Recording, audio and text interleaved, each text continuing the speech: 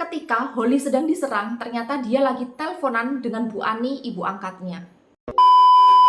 Kasus kriminal ini terjadi di tahun 2013, menimpa seorang wanita berusia 37 tahun yang bernama Holly Angela.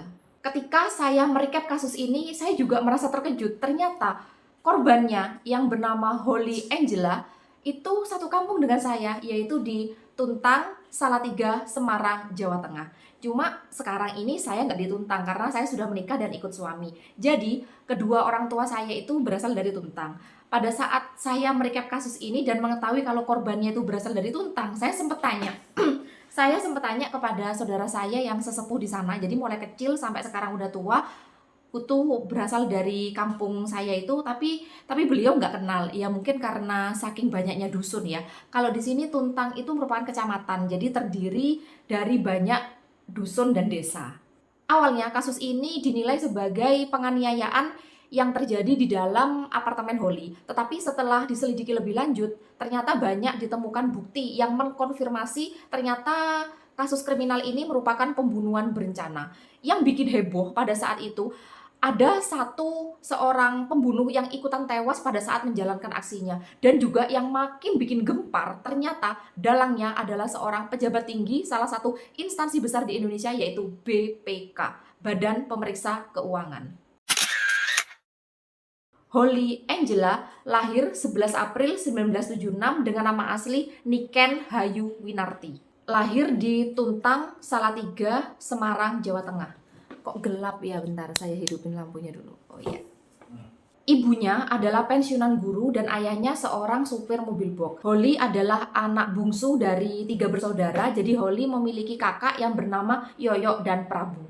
Tetangga sekitar mengenal keluarga Holly baik, ramah, tapi agak tertutup. Keluarga Holly jarang berinteraksi dengan keluarga sekitar, jadi para tetangga itu juga tidak seberapa tahu seperti apa kehidupan Holly. Berdasarkan info dari tetangga, Holly itu memang sudah lama meninggalkan rumah.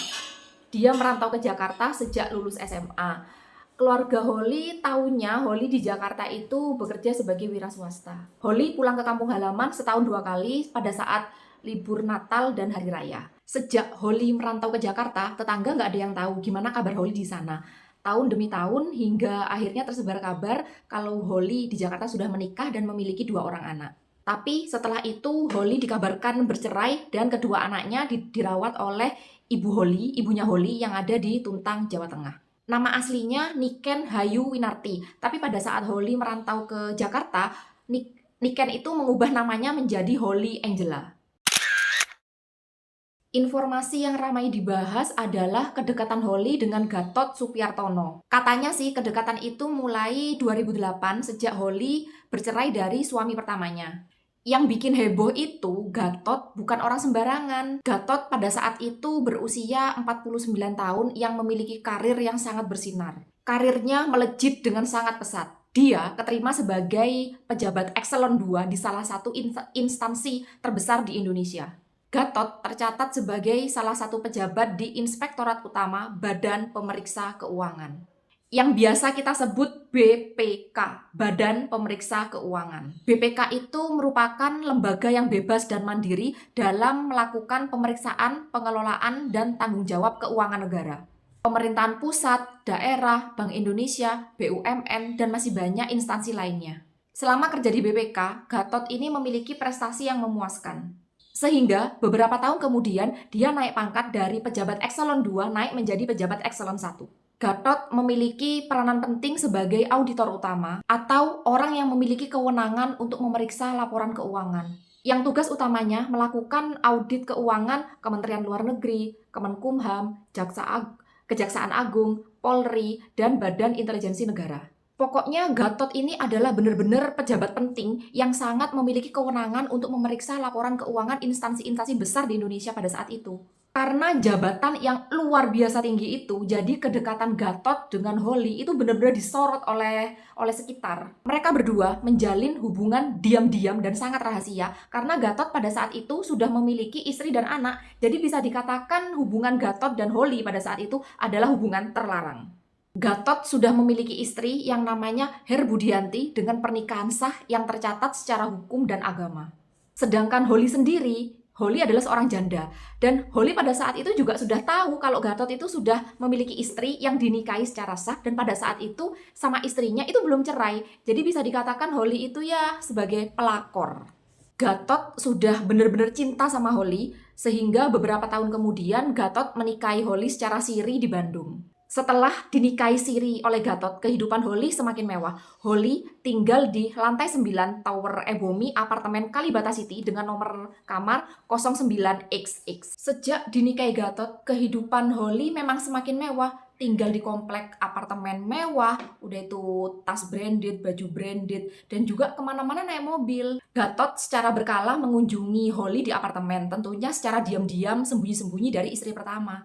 Tapi istri pertama itu sama sekali tidak ada kecurigaan karena memang dari awal nikah itu kehidupan rumah tangganya Gatot emang sering pergi keluar kota kan karena memang Gatot itu seorang pejabat penting yang memang sering pergi keluar kota. Nggak taunya di sela-sela pamitnya di luar kota itu memang mengunjungi Holly di apartemen. Namun setelah berjalan beberapa tahun kemudian, sembunyi-sembunyi, Gatot mengambil keputusan besar untuk memberitahu kepada istri pertama, Herbudianti, kalau Gatot itu sudah menikah siri dengan Holly. Herbudianti, istri pertama Gatot itu emang nggak pernah ketemu sama Holly. Jadi Bu Herbudianti itu tahunya Holly ya juga berdasarkan cerita Gatot. Pada saat dikasih tahu masalah pernikahan siri itu, Herbudianti ya nangis, sedih, cuma nggak bisa berbuat apa-apa karena pernikahan itu sudah terjadi beberapa tahun yang lalu. Dari awal kedekatan Gatot sama Holly itu perlakuan Gatot kepada istri pertama itu emang nggak pernah berubah, tetap ngasih jatah bulanan, udah itu tetap mesra sama istri pertama. Jadi pada saat itu Gatot menciptakan kondisi seperti tidak terjadi apa-apa. Pada saat itu Gatot merasa hidupnya adem ayem aja.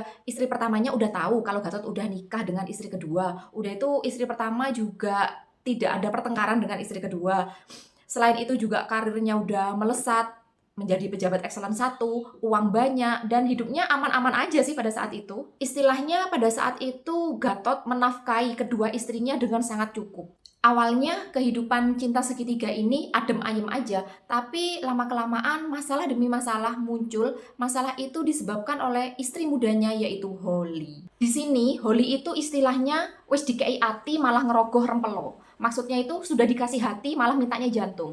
Padahal sama Gatot, Holly itu sudah dipenuhi segala keinginannya. Bukannya bersyukur atau berterima kasih, malah makin banyak menuntut. Padahal sudah dikasih mobil CR-V, hidup di apartemen mewah, tas branded, baju branded, udah itu juga diajak jalan-jalan ke luar negeri, udah itu pokoknya semua keinginannya Holly itu sudah dipenuhi. Istilahnya apa sih yang nggak buat istri mudaku? Gatot tuh sampai bilang begitu. Apa yang diminta Holly, Gatot itu pasti ngasih. Dan ada satu permintaan Holly yang bener-bener Holly tuh sangat nuntut ke Gatot dan Gatot nggak bisa mewujudkannya. Gatot tuh sampai pusing mikirin solusinya gimana ya. Satu permintaan Holly itu adalah Holly menuntut Gatot untuk menceraikan istri pertamanya yang dinikahi secara sah, yaitu untuk menceraikan Herbudianti. Di situ Gatot jelas nggak mau. Masalahnya selama ini istri pertamanya, Herbudianti itu ya wanita baik-baik saja. Bahkan bisa dikatakan istri pertama Gatot itu orang yang sangat bersyukur, dikasih itu terima kasih, cukup, dan gak pernah nuntut apa-apa sama Gatot. Gatot itu merasa geram dan emosi banget sama Holly. Sejak Holly benar-benar menuntut Gatot untuk menceraikan istri pertamanya, di situ pertengkaran demi pertengkaran selalu terjadi antara Holly dan Gatot. Sampai sini paham kan apa sih maksud dan tujuan Holly memaksa Gatot untuk menceraikan istri pertama? Ya pasti karena harta. Kalau istri pertamanya diceraikan, udah itu nanti Holly dinikahi secara sah, kan nanti hartanya Gatot akan jatuh kepada Holly. Untuk permintaan yang satu ini, Gatot bener-bener nggak bisa nurutin karena Gatot masih sayang dan cinta dengan istri pertama. Lagian juga tidak ada alasan untuk Gatot menceraikan istri pertama. Istri pertamanya tuh bener-bener perempuan yang baik, tidak pernah menuntut dan tidak pernah bikin onar. Hal ini bikin Gatot tertekan dan makin hari makin jengkel sama kelakuan Holly. Gatot juga udah merasa nggak tahan, bingung cari solusi gimana caranya keluar dari masalah ini. Hubungan Gatot dan Holly sudah tidak harmonis, jadi sudah sering terjadi pertengkaran hebat sejak April 2013. Merasa jenuh dengan memikirkan masalah ini sendirian, Gatot pun curhat dengan sopir pribadinya yang bernama Surya Hakim. Sepanjang perjalanan dari gedung BPK menuju apartemen Kalibata City, Gatot itu curhat kepada Surya Hakim. Gatot bilang gini, pusing aku tuh sama Holly, apa sih maunya? Padahal semua apa yang diminta itu sudah aku turutin, udah aku belikan mobil CR-V, minta diem di apartemen mewah, udah itu beli tas, baju, sandal, sepatu, perhiasan, udah. Tempo hari juga minta jalan-jalan ke luar negeri. Oke, aku ajak jalan-jalan ke luar negeri, tapi masih kurang aja dan masih mau minta ini itu ini itu. Emang Bu Holi minta apa lagi, Pak? Tanya Pak sopir. Sekarang Holi itu minta saya buat nyeraikan Herbudianti. Jawab Pak Gatot. Keterlaluan itu Pak kalau sampai nuntut mintanya kayak gitu. Terus sekarang Bapak maunya gimana? Kata Pak sopir. Gatot pun menjawab dengan jawaban yang tidak terduga. Aku tuh ingin menghilangkan Holi. Aku udah pusing mikirin masalah ini. Itu jawaban Gatot. Surya Hakim mendengar jawaban Gatot seperti itu ya kaget. Tapi karena Surya Hakim dengan Gatot itu sudah merasa bestie, jadi Surya Hakim tuh kasihan kalau Pak Gatot itu tertekan dengan masalah seperti ini. Surya Hakim pun mengasih solusi yang gak kalah gila. Surya Hakim bilang gini, kalau gitu disantet aja Holi itu Pak. Gatot bilang, emang bisakah disantet? Terus Surya Hakim jawab, ya bisa lah Pak. Aku punya kenalan dukun yang namanya Dukun Uyat. Kalau Bapak mau, nanti saya antar ke tempatnya Dukun Uyat. Singkat cerita, akhirnya Gatot sama Surya Hakim datang ke rumah Dukun Uyat. Gatot menyampaikan maksud ingin menyantet istri mudanya, tapi Dukun Uyat waktu itu menjawab, maaf Pak, saya kalau nyantet orang nggak bisa. Di sini saya tuh dukun yang hanya bisa menyembuhkan orang sakit. Tapi Dukun Uyat itu memberikan solusi. Saya punya kenalan Pak, mungkin orang ini bisa membantu Bapak. Dukun Uyat itu menawarkan Pak Gatot untuk menemui orang yang bernama Pak Purnama. Pak Purnama itu adalah supir angkot yang dia adalah residivis yang sudah berkali-kali keluar masuk penjara karena kasus kriminal. Karena Gatot sibuk banget dengan urusan kantor yang benar-benar nggak bisa ditinggal, Gatot menyuruh Surya Hakim, supir pribadinya, yang datang menemui Pagu. Akhirnya Surya Hakim datang juga menemui Pagu. Surya Hakim mengutarakan maksudnya untuk menyewa jasa Pagu membunuh seorang perempuan yang bernama Holy Angela. Waktu itu Pagu bilang, oke, aku mau, tapi aku minta bayaran 200 juta. Pagu Purnama juga memberikan solusi, nanti pembunuhan Holy itu berkedokkan seolah-olah ada perampokan di dalam taksi. Surya Hakim melaporkan kepada Gatot hasil diskusinya bersama Pagu. Bilang kalau Pagu itu minta bayaran 200 juta. Di situ Gatot juga mau, oke, 200 juta saya bayar. Tapi Gatot nggak setuju dengan ide pembunuhan Holy dengan motif perampokan di dalam taksi. Gatot itu maunya Holy dibunuh secara diam-diam di kamar apartemennya. Udah itu jenazahnya itu dibuang di laut sekitar Banten. Jadi ibaratnya itu jenazahnya hilang. Supaya barang bukti berupa jenazah Holy itu hilang, tidak bisa dilacak. Maksud Gatot seperti itu. Untuk memenuhi permintaan Gatot, mereka merencanakan untuk membius Holy supaya gampang untuk dibunuh. Untuk merealisasikan rencana ini, Pagu merekrut 3 eksekutor. L. Rizky Yudhistira, L. Ruski, dan Abdul Latif. 3 nama diingat-ingat ya, L. Rizky Yudhistira, Ruski, dan Abdul Latif. Karena ketiga orang ini memiliki peran penting sendiri-sendiri. Setelah tim ini terbentuk di Agustus 2013, mereka segera menyewa 1 unit apartemen yang tempatnya sama seperti dengan apartemen Holy. Kalau Holy kan di lantai 9, jadi dia itu di lantai 6 sama di Tower Ebony, apartemen Kalibata City. Hal ini dimaksudkan supaya mereka gampang untuk memata-matai aktivitas Holy dan merancang sebuah rencana pembunuhan. Mereka menyewa apartemen di situ dengan harga 22 juta atas nama L. Rizky Yudhistira dengan masa sewa 6 bulan. Apartemen Kalibata City itu memang benar-benar apartemen mewah ya guys ya. Jadi 22 juta itu cuma uang sewa selama 6 bulan. Itu pun harga di tahun 2013 ya. Kebetulan aku orang desa ya. Tahun 2013 dengan uang 22 juta kalau di desaku tuh udah bisa dapat tanah loh. Di lantai 6XX inilah menjadi base camp mereka untuk mematangkan rencana pembunuhan Holy. Mereka bekerja sama dan saling bagi tugas. Surya Hakim, sopir Gatot, bertindak sebagai koordinator. Pagu Permana bertugas memantau aktivitas Holy pada saat hari H eksekusi. Abdul Latif bertugas memantau keadaan sekitar apakah aman atau tidak supaya aksi mereka tidak diketahui. L. Rizky Yudhistira dan Ruski bertindak sebagai eksekutor, jadi mereka berdua yang nanti rencananya itu diam-diam masuk ke dalam apartemen Holy, udah itu melakukan eksekusi. Yang rencananya begitu nanti Holy ketangkep, salah satu dari mereka akan memberikan obat bius yang dipasang di sapu tangan. Begitu Holy tidak sadar karena obat bius, Holy akan dipukuli dan dilakukan eksekusi hingga mati. Supaya nggak dicurigai, L. Rizky Yudhistira dan Ruski itu berdandan selayaknya anak band supaya mereka bisa membawa wadah gitar yang besar itu berukuran 100 x 50 x 50 cm yang nanti wadah box gitar itu rencananya dibuat membawa jenazah Holy dari dalam apartemen untuk keluar apartemen. Nanti akan dilanjutkan jenazahnya itu dibuang di Laut Banten. Mereka juga membawa serbuk kopi, jaga-jaga takutnya nanti jasadnya menimbulkan bau busuk. Yang bertugas membuang jasad Holly ke Laut Banten itu Paku Permana. Setelah 1,5 bulan mengintai aktivitas Holly, diputuskan rencana hari H eksekusi adalah akhir bulan September. Karena bertepatan saat itu Gatot sedang pergi ke Australia untuk urusan kerja. Jadi nanti seolah-olah Gatot itu nggak tahu gitu loh. Tibalah hari Senin 30 September sekitar jam setengah 10 malam. El Rizky dan Rusky menyelinap masuk ke kamar Holly dengan berpenampilan seperti anak band dan dia juga tidak lupa membawa box gitar yang besar itu. Mereka berdua masuk ke dalam apartemen Holly dengan kunci serep yang sudah dikasih oleh Gatot. Aksi itu benar-benar lancar, tidak ada yang curiga, jadi mereka berdua gampang masuk ke dalam kamar Holly.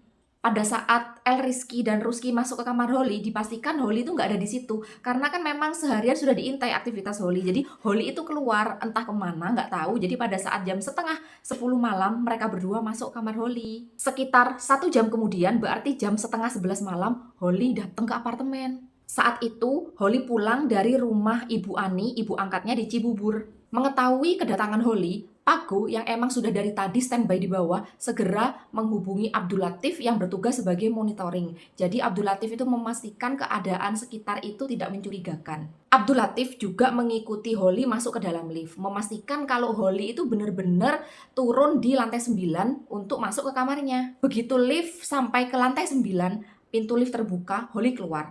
Tapi di situ Abdul Latif nggak ikut keluar. Abdul Latif turun ke bawah untuk menemui Surya Hakim. Abdul Latif juga mengabari El Rizky dan Rusky kalau Holly itu sudah OTW masuk ke kamarnya supaya mereka berdua siap-siap untuk melakukan eksekusi. Holly pun masuk ke dalam kamarnya dengan santai tanpa tahu di dalam itu ada bahaya yang mengintai. Saat Holly masuk ke dalam kamar, Holly itu ya sangat terkejut karena di dalam kamar itu ada 2 orang laki-laki yang tiba-tiba langsung membekap Holly. Tapi ada satu hal yang luput dari pengintaian mereka. Ternyata pada saat itu Holly sedang teleponan dengan Bu Ani, ibu angkatnya. Jadi Holly itu terbiasa mengabari ya sama ibunya. Jadi pada saat Holly telepon itu, "Bu, aku sudah sampai di kamar hotel," itu sambil membuka pintu hotel dan begitu langsung didekap. Otomatis pada saat didekap oleh 2 orang itu, oleh El Rizky dan Rusky, itu telepon sedang menyambung. Jadi Holly itu teriak-teriak karena kesakitan, kan juga dipukulin lah. Pada saat itu Bu Ani, ibu angkatnya kan mendengar suara teriakan Holly. Awalnya El Rizky dan Rusky itu nggak tahu kalau Holly itu sedang teleponan. Begitu tahu kalau Holly sedang teleponan dan ternyata telepon itu masih menyambung, Rusky segera mengeluarkan sapu tangan yang udah dilumuri dengan obat bius untuk membuka hidung Holly. Dengan masih keadaan setengah sadar, tubuh Holly dipukuli oleh besi sepanjang 50 cm. Seketika itu membuat Holly pingsan, tangan dan kaki Holly diikat menggunakan kabel cas HP, kemudian lanjut memukuli tubuh Holly dan juga bagian kepala Holly dipukul berkali-kali menggunakan besi yang sepanjang 50 cm itu. Sedangkan Bu Ani, ibu angkat Holly yang sempat mendengarkan Holly berteriak-teriak di telepon itu, langsung menghubungi satpam keamanan di apartemen itu. Bu Ani juga menelpon teman-teman Holly yang bernama Umar Hasan, Inal, dan Sulaiman untuk mengecek kondisi Holly sekarang di kamar apartemen. Jadi Bu Ani itu menceritakan semua apa yang dia dengar kalau di telepon tadi Holly itu teriak-teriak. Nggak lama kemudian, pihak keamanan dan ketiga teman Holly menuju kamar Holly di lantai 9XX. Mereka datang langsung menggedor-gedor kamar Holly. Hal ini membuat El Rizky Yudhistira dan Rusky yang masih ada di dalam kamar Holly, pasti dia kan panik. Waduh, gimana ini ketahuan nanti? Karena takut tertangkap, mereka berdua kabur lewat jendela yang ada di balkon. Jadi kan kamar apartemen itu kan banyak lantai ya. Kalau lantai Holly itu di kamar di lantai nomor 9. Jadi El Rizky dan Rusky itu kabur lewat balkon. Kan di bawah kamarnya Holly itu kan juga ada kaca ya, jendela, maksudnya kan ada jendela yang berada di kamar nomor 8. Maksudnya itu El Rizky sama Rusky itu mau loncat dari balkon kamar 9 itu mau loncat ke balkon kamar nomor 8. Maksudnya tuh seperti itu. Awalnya yang keluar dulu itu Rusky ya. Jadi Rusky itu berhasil loncat dari balkon nomor 9 itu loncat ke balkon nomor 8. Apesnya El Rizky dia tidak berhasil loncat, jadi dia malah tergelincir dari balkon lantai nomor 9, dia tergelincir ke bawah, jadi dia jatuh ke taman, letaknya itu deket pintu masuk mau masuk apartemen dari lantai bawah. Bersamaan dengan meninggalnya Holly Angela, penyelidikan kasus ini pun dimulai. Jadi polisi segera datang ke TKP. Awalnya nggak ada yang tahu laki-laki yang tewas ini siapa karena tidak ditemukan identitas di jenazahnya. Pada saat itu polisi itu mikir, kok bisa ya laki-laki ini meninggal bareng dengan Holly meninggal? Apa kira-kira ada hubungannya? Masih di malam yang sama, tepatnya pukul 1 malam dini hari, jenazah El Rizky dibawa ke Rumah Sakit Cipto Mangunkusumo untuk dilakukan otopsi. Dari hasil uji forensik, ternyata di TKP tempat kamar Holly meninggal itu ditemukan ada salah satu jejak sepatu yang menginjak darah Holly. Jejak sepatu itu persis seperti tapak sepatu yang dipakai oleh sepatu El Rizky tadi, laki-laki yang tewas itu ya.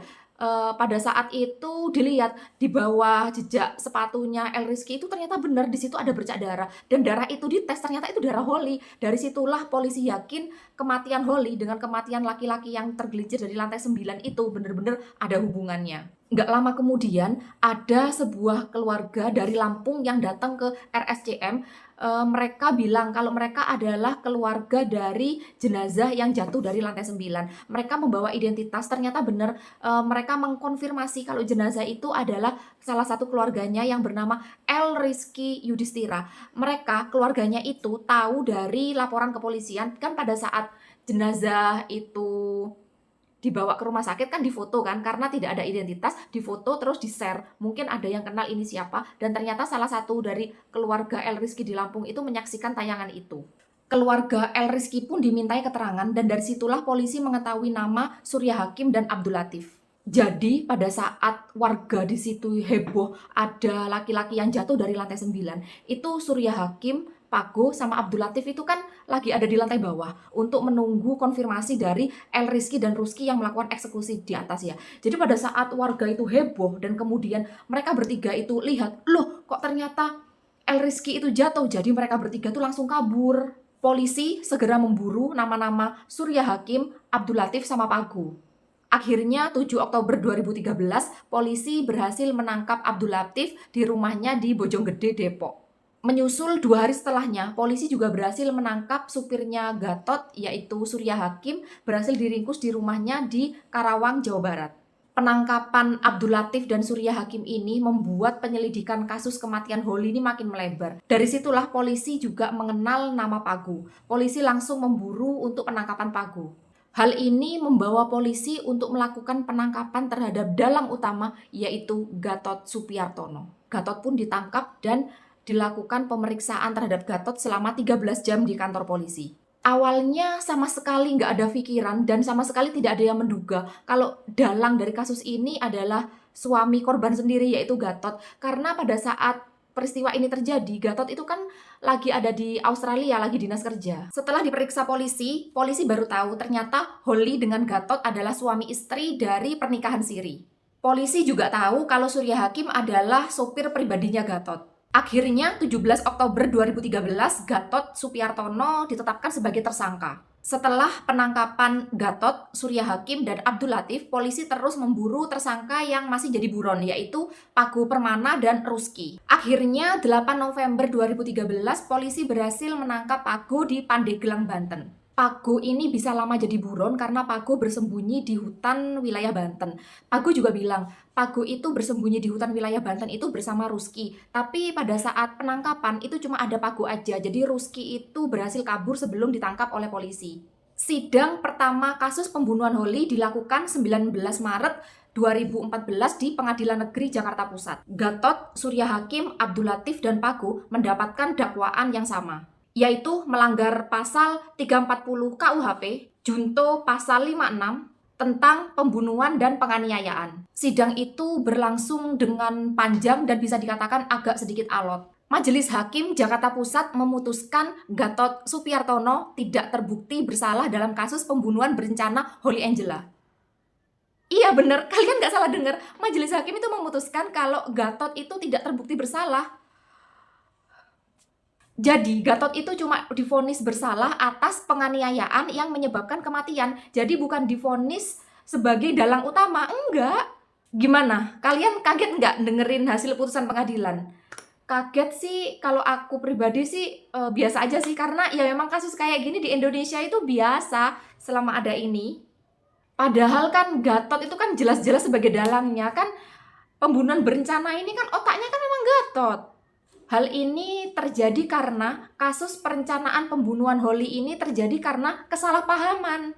Gatot bersaksi, Gatot itu memang menyuruh mereka, tapi nyuruhnya itu cuma untuk ngasih pelajaran ke Holly. Tapi mereka yang salah mengartikan, dikiranya Gatot itu menyuruh mereka itu untuk membunuh Holly. Bener-bener pinter memutarbalikkan fakta ya Gatot itu. Beberapa kasus kriminal yang saya baca sering banget terjadi kayak gini. Maksudnya itu gini, dalangnya itu biasanya pasti orang yang punya jabatan tinggi dan punya banyak uang. Kalau udah aksi rencananya yang menyuruh orang nih gagal, ketangkep polisi, kan otomatis yang disuruh itu kan jujur kan, oh saya disuruh ini, disuruh Pak ini gitu kan, menunjukkan siapa dalangnya. Mesti di situ dalangnya itu mesti bersilat lidah, dan juga bisa jadi ya aparat itu tahu kalau sebenarnya dalangnya memang benar-benar orang itu, tapi karena disuap, biasanya sih gitu. Karena kejadian seperti ini itu tidak hanya terjadi di Indonesia, sering juga terjadi di luar negeri. Jadi ujung-ujungnya mereka yang disuruh itu yang jadi kambing hitam, sedangkan dalangnya bisa lepas tangan. Masih perkiraan ya, jangan-jangan Pago, Surya Hakim, Abdul Latif sama Ruski itu belum mendapatkan bayaran 200 juta yang dijanjikan. Ya mungkin memang kemungkinan 200 juta itu kan dibagi orang berapa itu, orang 4 ya.